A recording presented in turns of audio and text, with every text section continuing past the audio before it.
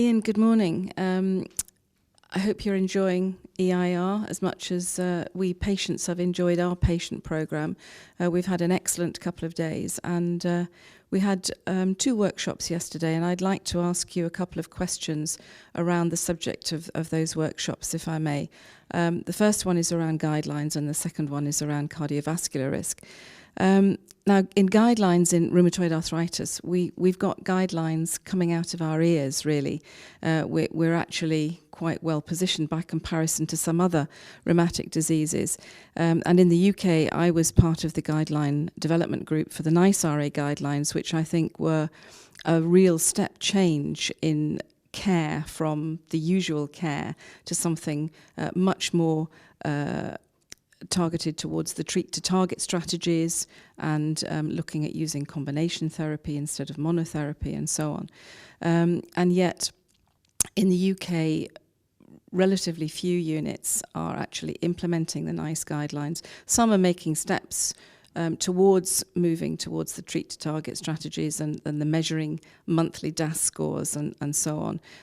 But if you look at ERAN data, for example, and certainly in our experience, a lot of people are still being started on monotherapy instead of combination therapy, in spite of the fact that we know that combination therapy is more economical, and in cash-strapped times, that seems to make sense. So why is it that guidelines are not being developed in units and we're not moving more towards those treat-to-target strategies that you guys all talk about so frequently at conferences like this? So I think it's a very interesting question, and certainly when you look across medicine, not just in rheumatoid arthritis, but across medicine, there's a very strong observation that guidelines in and of themselves do not have a major impact on changing practice. That seems to be an observation. So what you're observing in rheumatoid arthritis is true across the board. You could look at neonatal care, you could look at obstetric care, and that's true. And there are multiple reasons why that is probably the case.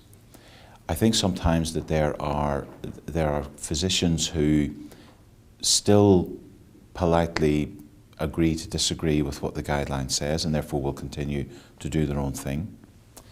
I think there are some situations where there may be a lack of an awareness that the guideline is there and should be started. You may be surprised to hear that, but that happens. But I think the fundamental issue is how you change an entire culture, because you're right, something like the NICE guidance was really quite a culture shift. And I think that within that context, it's up to each unit to sit down with the guidance and decide how they're going to implement that for themselves. And it's very difficult from the top down, be it the BSR or ARMA or whatever, to impose uniformity quickly across a country, because there are different local circumstances. I'm aware myself of physicians who are very well set up and can implement these very quickly. There's others who take a while. They find that there are 2 or 3 extra resources that they need. They may need an extra nurse and an extra clinical psychologist, etc. They apply and make a business case for that, but they're in competition within their own trust or within their own PCT against a lot of other national priorities. So therefore it's shifting some resource towards that. So you're absolutely correct. A lot of these things, on the face of it, because there are trials there that demonstrate that it's more cost effective, it cycles people through more quickly to anti-TNF drugs, etc. But on the ground, there seem to be multiple steps that different units fall down on. And I mean, even within our own region, we've discussed the NICE guidance on a number of occasions. And while in our own unit, our practice is to start combination therapies, we have other physicians nearby who will start on sulfasalazine monotherapy and are adamant that as far as they're concerned, the evidence supports what they're doing. So it's trying to shift culture over many years that these guidelines take a long time to get down into practice. Is there anything that we as patient organisations can do to kind of move you along perhaps a little more quickly? What can we do, apart from obviously making as many people aware of the guidelines and what the guidelines say as possible? I think that promoting awareness amongst rheumatology teams is relatively easy. Most rheumatology teams will now be aware that they exist, and continuing that publicity campaign is extremely important. I think that what's even more important is to move it up the national priority list. Because as I say, several of my colleagues would tell you that they have gone to their districts or to their PCTs or whatever and asked for additional resource for this, but they're at the bottom of a priority list. This is a chronic disease. It's not A&E targets. It's not cardiovascular therapy targets. It's not getting people in for primary stenting. So it comes at the bottom of a list. So one has to lobby hard to push it right up the agenda and make sure that not just at the national level, but then at a local payer level, this is seen as a high priority. I think that's what really shifts things. If you look at what happened 10 or 15 years ago when the Labour government came in Britain, one of the things they set up was this system for general practitioners and for hospitals where there was kind of, if you like, the QOF system, the quality improvement system. And now this government has taken that on with, in the UK, we've taken on the QIP agenda. And I think that making this part of those agendas so that there is almost a bit of a stick as well as a carrot, if you like, helps quite a bit. Okay, that's useful. If I can move now to a second question. We tackled in a workshop about cardiovascular risk assessment, looking at what everybody felt they had experienced in their own countries. And we were 25 RA patients across 8 European countries.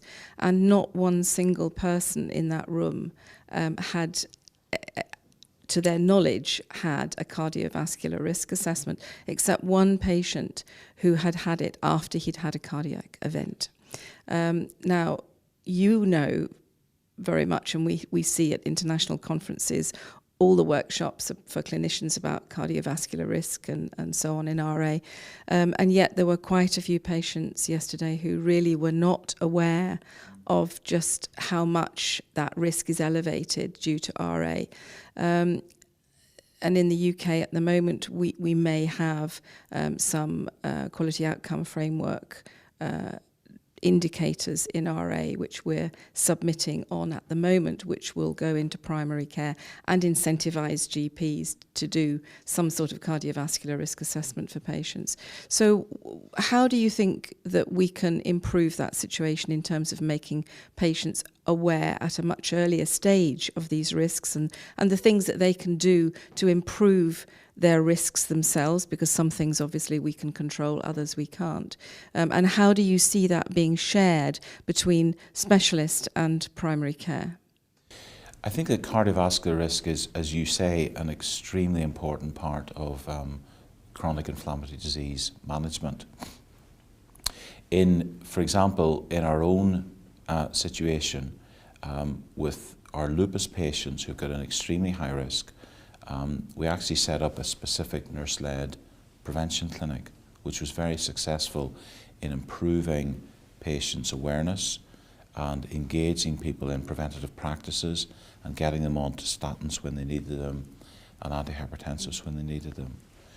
Now, of course, the prevalence of rheumatoid arthritis is a fold difference, so it's 1% of the population. And what we find is that when we try and implement any preventative management amongst rheumatoid arthritis patients, again, there's a big debate as to should this be done by the secondary care physician. So therefore, the rheumatology appointment would need to be an extra 5 or 10 minutes every time. Or should it be delegated to the general practitioners who are used to doing this for diabetics and everybody else? And using the QOF system is a fantastic idea because that puts it in the ballpark of general practitioners and it allows them a framework on which to work.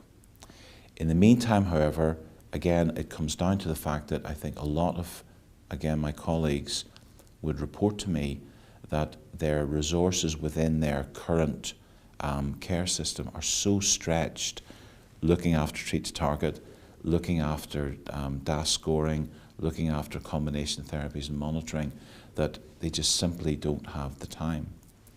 But that's not an excuse. We have to find a way of doing this.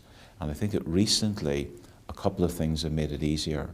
So the EULAR guidance, where they've actually said, here are 2 or 3 very simple things you can do to enhance the national guideline standard for interventions in your country, is a huge step forward.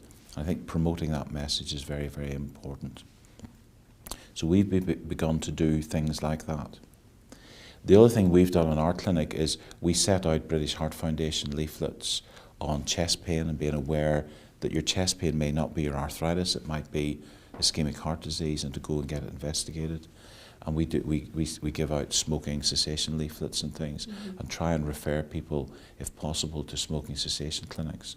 So I think that the rheumatologist and his team have to be in a position where they promote cardiovascular protection amongst their patients. But I think for a UK-wide strategy or for a country-wide strategy, building it into what primary care physicians already do for cardiovascular risk protection is probably going to have the highest impact. Okay, thank you very much.